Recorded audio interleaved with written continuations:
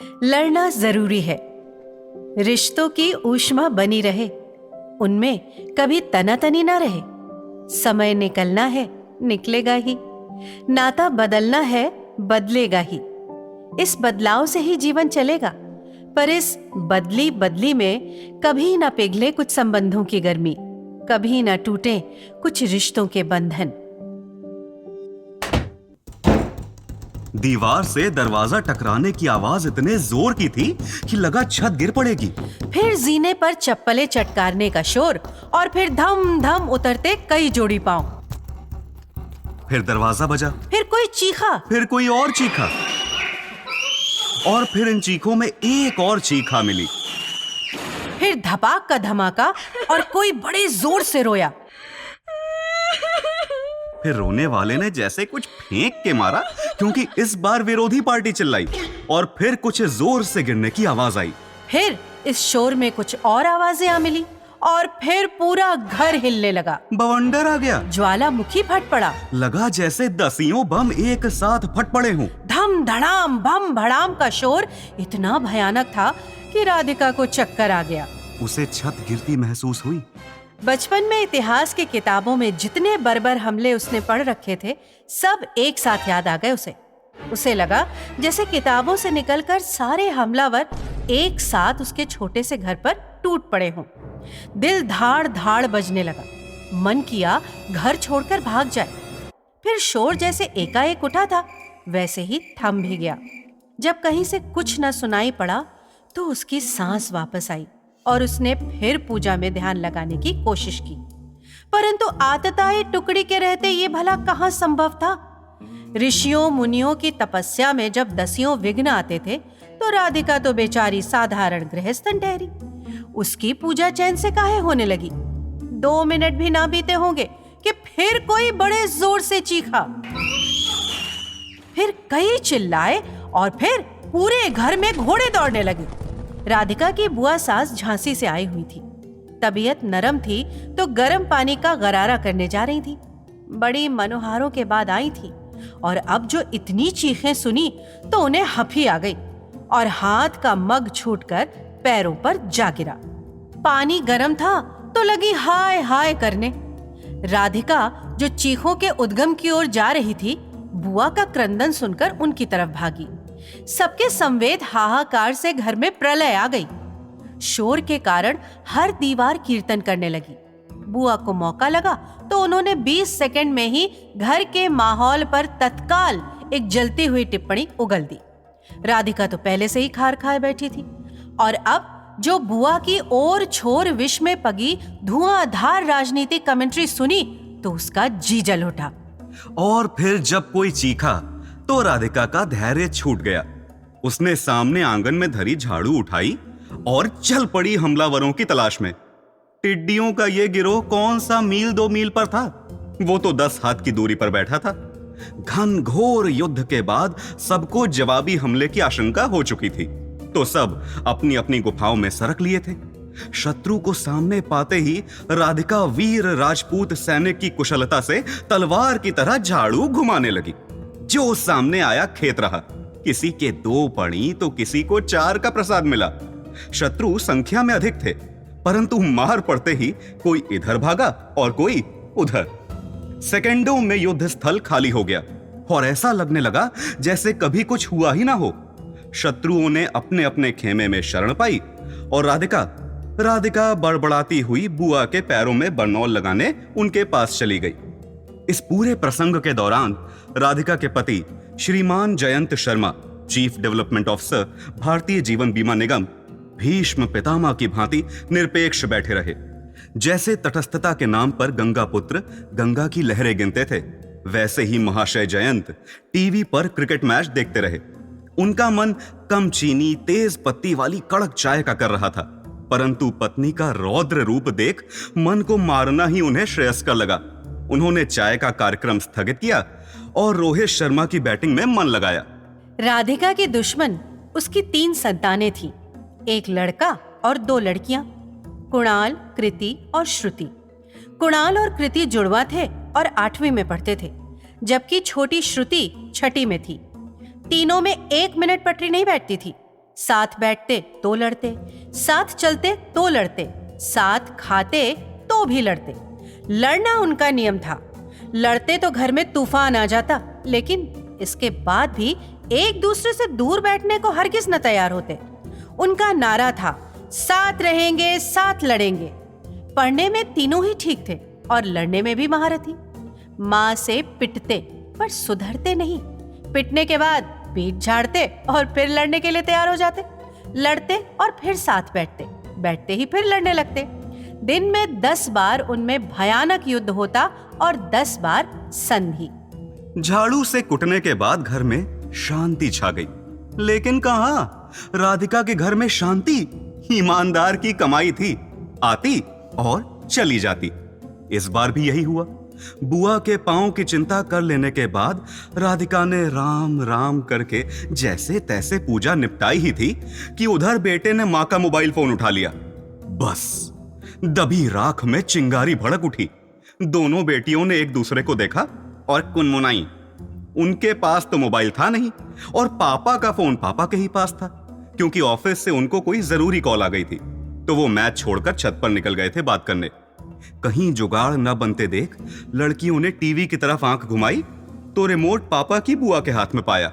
बच्चों के बीच बुआ 4 ही रोज में खूंखार छवि अर्जित कर चुकी थी, तो उधर हाथ मारने की हिम्मत ही ना पड़ी।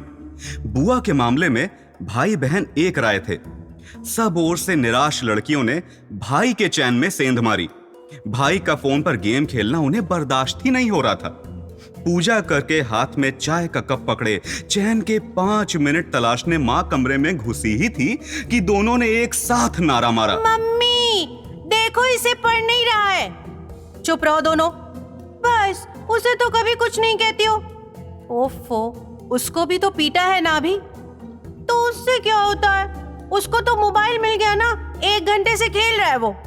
1 घंटे से? दिमाग खराब है क्या? अभी 10 मिनट पहले ही तो मम्मी ने मारा था हमें। अभी तो लिया है मम्मी का फोन और मेरी शिकायत क्या करती हो? तुम लोग भी तो नहीं पढ़ रही हो। बस भाई का इतना कहना उसकी शामत हो गया। आफत की परकाला दोनों बहनों ने घर सिर पर उठा लिया। रोना पीटना मच गया। आरोप प्रत्यारोप होने लगे। माँ ने माथा पकड़ा और जब बुआ ने बच्चों की खराब परवरिश का रोना रोया तो वो तिलमिला उठी।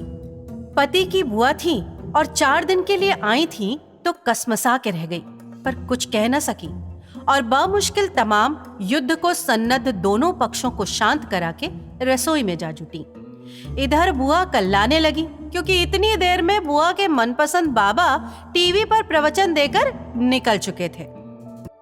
अद्भुत थे ये भाई बहन। दिन में जितनी बार झगड़ा करते उतनी ही बार सुलह भी कर लेते। बेटियां घर की रौनक थीं, घर भर में डोलती, अभी यहां अभी वहां। राधिका को लगता जैसे आंगन की चिड़िया कमरों में चहकने लगी है। उनकी हरकतों पर वो खींचती, चिल्लाती, सिर धुनती, लेकिन भीतर ही भीतर मगन रहती।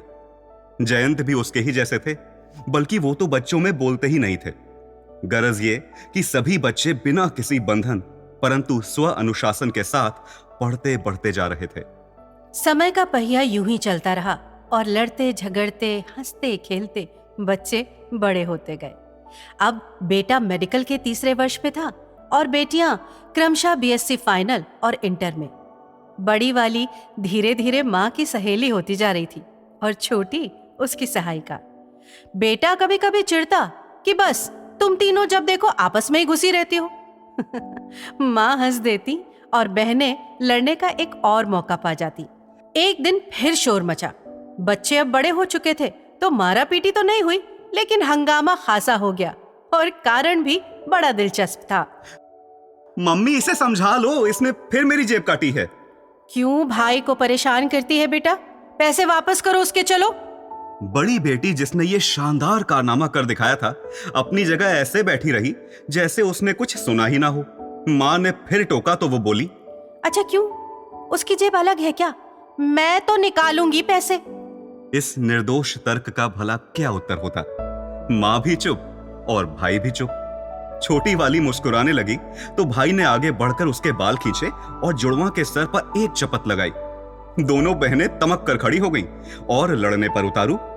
भाई ने कुछ देर तो मोर्चा संभाला, लेकिन जब लगा कि संयुक्त सेनाओं का प्रतिरोध अब नहीं किया जा सकता, तो उसने जान बचाई और बाहर को चला।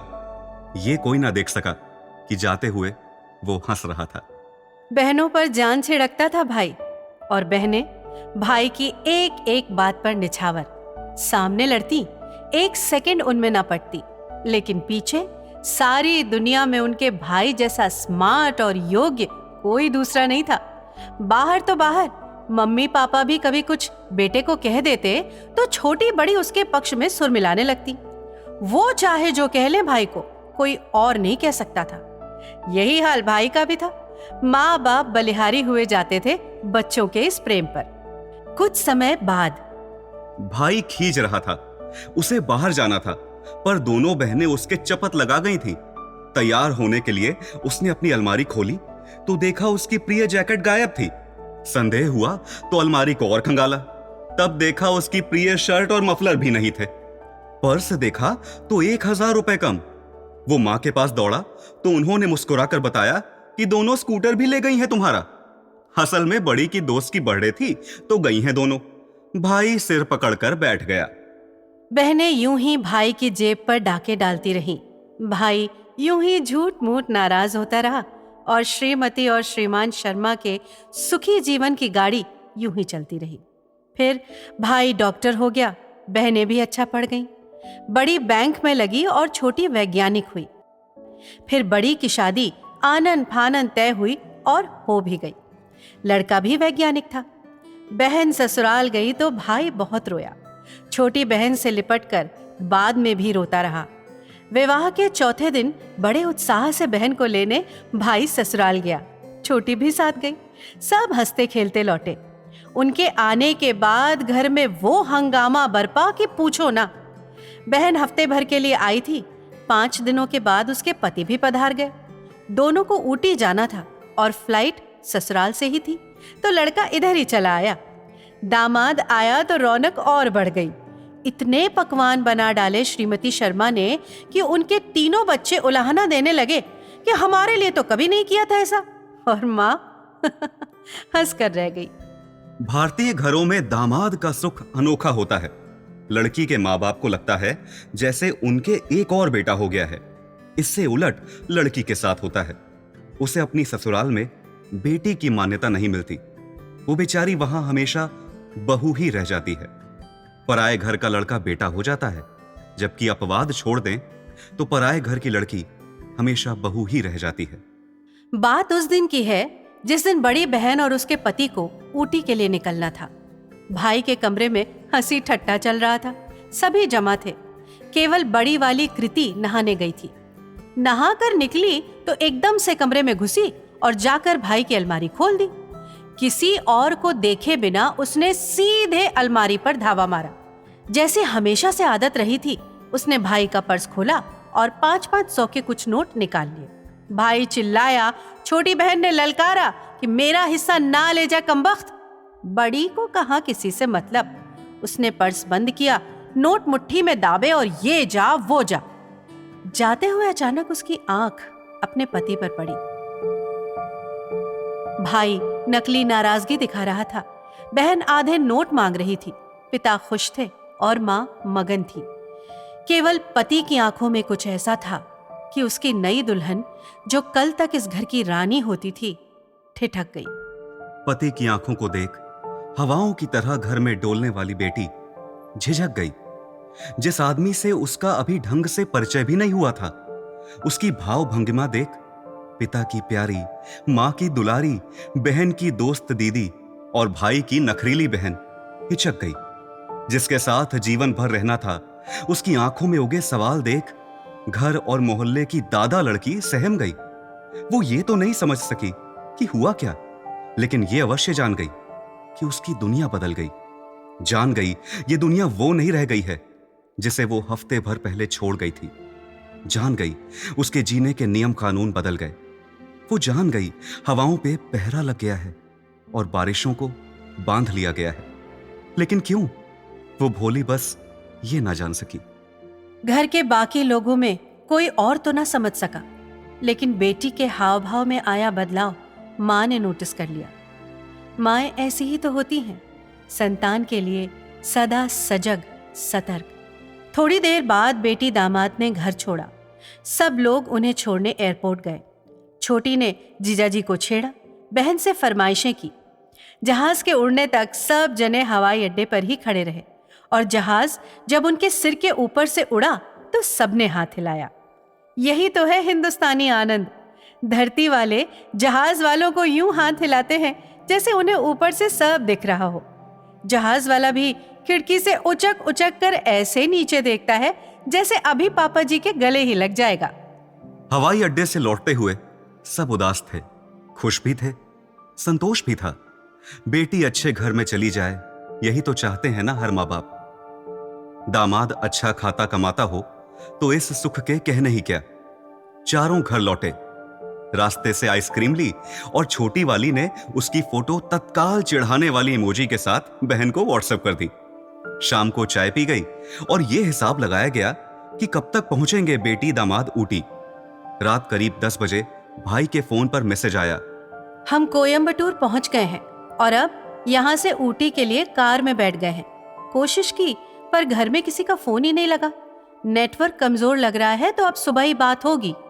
सब लोगों ने चैन की सांस ली कि चलो ठिकाने पर पहुंच गए दोनों जन। बहन कुलबुलाई बात करने को तो उसने कई बार कोशिश की, लेकिन बड़ी बहन का नंबर नहीं लगा। हर बार सुनाई दे आउट ऑफ नेटवर्क। कुछ देर बाद सबने सोने की तैयारी की। सबके खाने सोने की चिंता करके और घर के मुख्य द्वार पर ताला लगाने के बाद राधिका बिस्तर पर पहुंची तो आदतन फोन उठा लिया।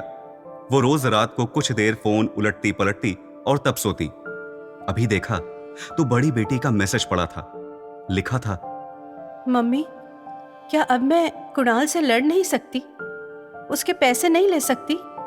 सुकांत कहते हैं तुम्हें पैसे चाहिए थे तो मुझसे लेती। कुणाल के पर्स को क्यों छुआ? मां समझ गई, यही कारण है जो बेटी ने घर फोन न करके मैसेज से काम चला लिया। सदमे में डूबी लड़की घर फोन नहीं कर सकी।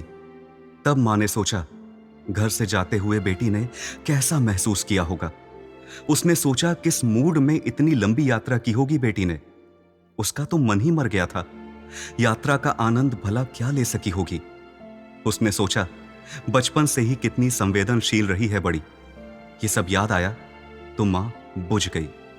तब बेटी को विदा करते हुए मां जितना ना रोई थी अब रो पड़ी। इतने जोर से उसकी रुलाई फूटी कि जयंत घबरा गए। मां का रोना सुना तो दोनों बच्चे कमरे में आ गए। सब पूछे कारण, पर राधिका बस रोती जाए। बच्चों ने मां को कभी ऐसे देखा ही नहीं था। छोटी तो मां को रोते देख खुद भी रोने लगी।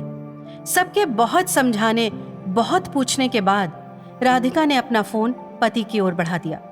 पति ने मैसेज पढ़ा और एक पल में समझ गए। उठे और पत्नी के लिए पानी लाए। दोनों बच्चों को बैठने का इशारा किया और पत्नी की पीठ पर हाथ रखा। तब तक दोनों बच्चे भी बहन का मैसेज पढ़ चुके थे। बेटा तो बहनोई पर नाराज हो गया, जबकि छोटी बहन चुपचाप एक सोफे पर जा बैठी। मैसेज में शायद उसने भी अपना भविष्य पढ़ लिया था। उधर परिवार को यूं विचलित देख राधिका चुप हो गई तो जयंत उसे समझाने लगे। देखो, मैं जानता हूं तुम्हें खराब लग रहा है, लेकिन यही समाज की रीति है। ऐसे ही समाज चलता है और दुनिया आगे बढ़ती है। बेटी दूसरे घर की ही शोभा होती है। शादी के बाद अगर वो अपने मायके में दखल देने लगे तो परिवार का संतुलन बिगड़ता है। परिवार चलाना सरल नहीं होता राधिका। तलवार की धार जानो इसे। बेटियां पिता के घर में जो सीखती हैं वही ससुराल में उनके काम आता है। बेटियों का मायके से कोई नाता थोड़ा ही ना खत्म हो जाता है, बस उसमें थोड़ा फर्क आ जाता है। मन दुखी ना करो। तुमने कृति को बहुत अच्छी शिक्षा दी है और देखना वो तुम्हारा नाम रोशन करेगी। ज्ञान न दो मुझे और जाओ, ज्ञान से ही चाय बनवा लेना। अब कल तक पूजा की घंटी की तरह घर भर में बजती थी मेरी बेटी। यहां चहकती, वहां फुदकती। पता भी है तुम्हें कितनी बातें होती थी मेरी उससे। उसे भी तो 9 महीने ही पेट में रखा था मैंने। बड़ा ज्ञान है तुम्हें तो समझाओ जाकर अपने दामाद को, जो 4 दिन में मायका ससुराल बताने आ गया। शादी के बाद पहली बार आया घर और आते ही भाई बहन में फर्क कर दिया। किसने दिया उसे ये अधिकार कि अपनी पत्नी के घर में दखल दे सके? उसे समझ नहीं आया होगा वो पति, लेकिन भाई की जगह कभी नहीं ले सकेगा। अरे मेरी बेटी अपने पति की पत्नी आज हुई है, भाई की बहन तो वो उसके साथ मेरे पेट में आते ही हो गई थी। 27 बरस का रिश्ता है उसका अपने भाई से। 4 दिन में मेरी बेटी का अधिकार इस आंगन से खत्म कर दिया गया जहां वो बड़ी हुई थी। कैसे सोच लेते हो तुम आदमी लोग कि लड़की आते ही तुम्हारे घर को अपना घर मानने लगे और तुम्हारे माता पिता को अपने माँ बाप? ऐसे कर्म भी तो करो कि पराये घर की लड़की नए घर में सहज हो सके। और ये जो कन्यादान करते हो ना, बंद करो इसे। दान की वस्तु नहीं है कन्या, मेरे रक्त और मेरे मांस का अंश है लड़कियां। वो भी मेरी उतनी ही है जितना लड़का है। मेरी तीनों संतानें बराबर है मेरे लिए। अब तो बेटियां माँ बाप की चिता को आग देती हैं और हमारा दामाद हमारी बेटी को समझाने चला है। और उसको ही मैं क्या कहूं, वो तो अभी आया है।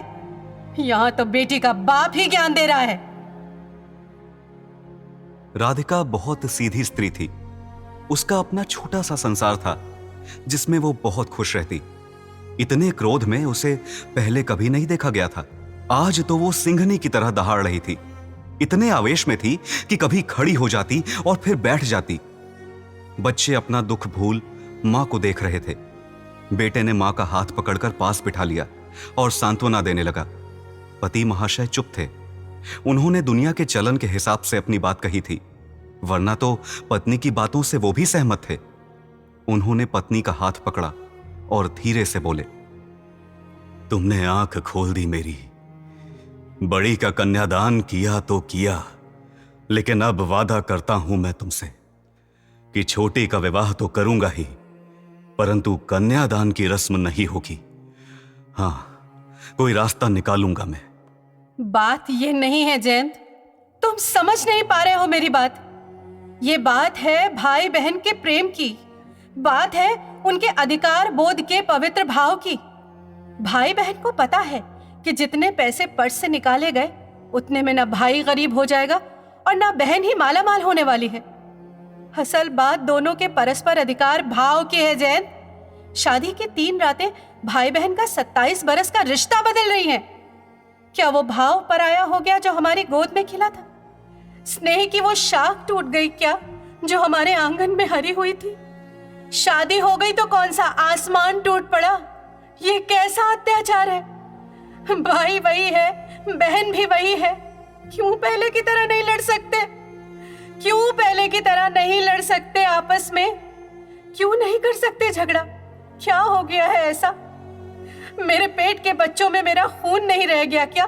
बताओ मुझे। नहीं जयंत, मैं अपने बच्चों को नहीं बंटने दूंगी, अपने पेट को नहीं बंटने दूंगी। मैं अपनी ये दुनिया मैंने बनाई है, इसे मत उजाड़ो जयंत, नष्ट ना होने दो इसे। मेरे बच्चों में भेद आया तो मैं मर जाऊंगी। इनकी आंखों का परायापन नहीं देख सकती मैं नहीं जी सकूंगी जयंत, मैं नहीं जी सकूंगी, नहीं जी सकूंगी जयंत। बोलते बोलते राधिका रोने लगी। उसके सवालों का जवाब किसी के पास नहीं था। जयंत सिर पकड़कर बैठ गए थे। एक भावुक मां के प्रश्नों के उत्तर नहीं थे उनके पास। फिर राधिका एकदम से उठी और कुणाल के सामने जा बैठी। अपनी छोटी बेटी का हाथ बेटे के हाथ पर रखकर बोली, वादा करो मुझसे, वादा करो मुझसे कि अपनी बहनों से लड़ना कभी बंद नहीं करोगे। संकोच की कोई दीवार तुम तीनों के बीच कभी नहीं आएगी। जब तुम्हारे अपने बच्चे हो जाएंगे ना, तब भी लड़ोगे तुम। मैं नहीं रहूंगी देखने को, पर तुम लोग उस समय भी लड़ोगे। जब तुम्हारी बहनें अपनी माँ के घर आए तो ये घर अखाड़ा ही बना रहे बेटा। शांति अच्छी नहीं लगती मुझे। वादा करो मुझसे, करो वादा। जुड़वा बहन को याद कर भाई रो दिया।